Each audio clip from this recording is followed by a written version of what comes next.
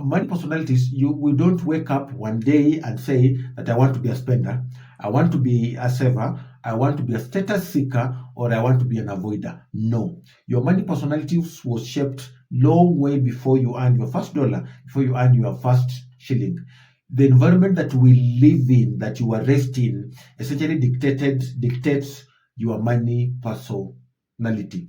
And before, there are four major influence factors that affect how we spend money, that determine our money personality. And before I look at it, there is no one is crazy. The first chapter of The Psychology of Money by Morgan Housel. Just let us go through it.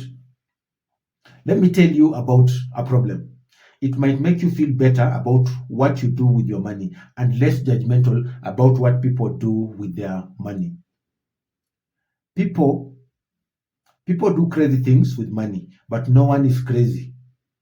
Here's the thing: people from different generations, raised by different parents who earn different incomes and held different values in different parts of the world, born into different economies, experience different job markets with different incentives and different degrees of luck, learn very different lessons.